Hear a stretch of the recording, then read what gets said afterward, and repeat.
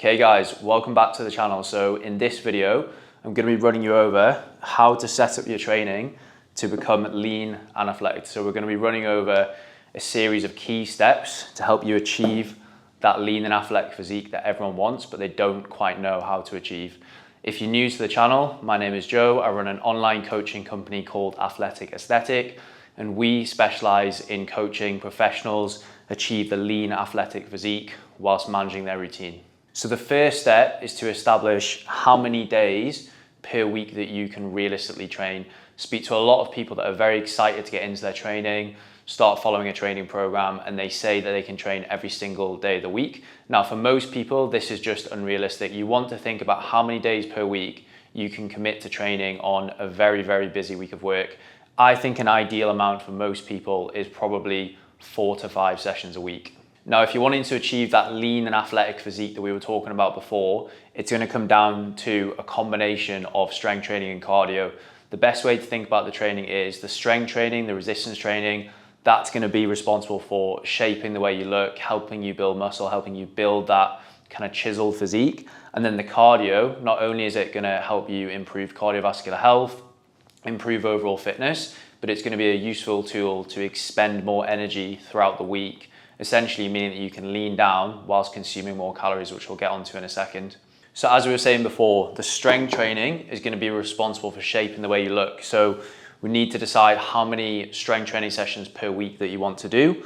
Now, here we've got exposure. So ideally, we want to be exposing ourselves to each major muscle group in the body twice per week, which is optimal for strength and hypertrophy gains. Now, you can achieve that with various different training splits. You could be training 3 days a week, 4 days a week, 5 days a week, 6 days a week. I think for most people that we coach, and I think an ideal training split for most people is to do either 3 or 4 strength training sessions per week. Now, the actual training split that you follow will be different for 3 versus 4. So if you were just training 3 days per week and you were wanting to, as we were saying before, expose yourself to each major muscle group twice per week, a good training split would be something like an upper, a lower, and a full body training split.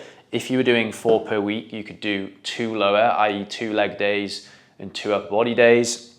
Some people, if they want to focus a little bit more on the upper body, we could do an upper, a lower, a push, and a posterior training session, which would combine essentially some back movements and the muscles on the back of your body with some lower body movements, like for example, RDLs or hamstring curls. So basically decide whether you want to strength train 3 or 4 days a week. And if you were wanting to train 5 days a week in total, including cardio, but you wanted to do a little bit more cardio, you'd probably be better off choosing 3 per week. If you were more focused on building as much muscle as possible, you'd probably want to opt for 4 days per week. Now, the difference in terms of how much muscle you would build, 3 versus 4, would be very, very close. It really wouldn't make a difference. But within our coaching program, we're always about personal preference. So we want people to do the sort of training that you enjoy. So if you want a more even balance of strength versus cardio, 3 strength and 2 cardio might be a good option if you're training 5 days per week. Now, within any strength training program,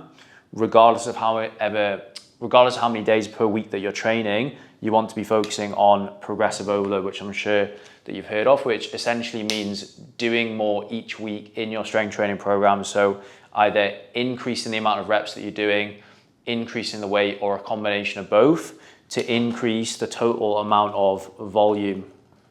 Increasing that volume over time is what is going to allow your muscles to grow and your physique to respond, provided that you're following adequate nutrition targets, resting and recovering as well. So the next step, once you've sorted your strength training routine, would be to decide what cardio that you want to do. Now, you want to try and differentiate between cardio for performance and cardio for fat loss. Now, even if you are doing cardio for performance, something like, for example, running, maybe a triathlon, obviously it is going to contribute to your overall goal of losing fat, but it's a case of deciding what you're trying to optimize for at the moment. So if someone is solely focused on body composition, wants to get as lean as possible within reason, you'd want to opt for lower intensity, steady state cardio, referred to as LISS. So something quote unquote boring, like doing the Stairmaster, doing the spin bike, doing the elliptical, the cross trainer, whatever you want to call it, versus actually choosing a form of cardio that you enjoy purely for the fact that you enjoy it. So for me, for example, I like to strength train 3 or 4 times a week, and I also like to run 2 or 3 times a week. I do running because I enjoy it and I enjoy training for performance. So it's just about understanding what you're training for. Again, going back to what we were saying before, I think it's really important for you to train in the way that you enjoy. But if you had someone that was purely focused on getting as lean as possible for a holiday or a certain event, I'd probably opt for optimizing for fat loss and doing lower intensity forms of cardio like the ones that I mentioned before.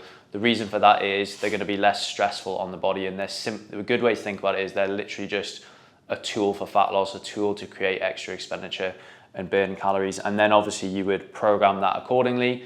If you were just doing 1 cardio session per week, realistically, if you were trying to progress in something like running, it's going to be hard to progress that much if you're just doing once per week. So you might want to choose 2 and go back to doing the 3 strength training sessions that we were talking about before. If you wanted to do 2 per week, for example, with running, that would allow you to progress and then put longer runs in there and things like that. So you have to decide on what sort of cardio you want to do, and similar to the strength training, you want it to be relatively progressive in nature. So if you're training for performance, you want to progress your running over time, slowly start increasing the distance, maybe start to pick up the pace if you're doing interval training and things like that. And then you could progress your lower intensity cardio by doing more each week. So for example, if you weren't getting leaner and you saw your body weight plateau and you weren't moving towards the goal, you could increase the amount of fat loss cardio that you're doing to move towards the goal quicker. So the last and most important thing when you're designing your own training program to become lean and athletic is going to be the consistency. It's all well and good saying that you want to do 3 to 4 strength training sessions per week, mapping out all the cardio that you're going to do. But if you're not consistent over a long period of time, you're not going to get the results.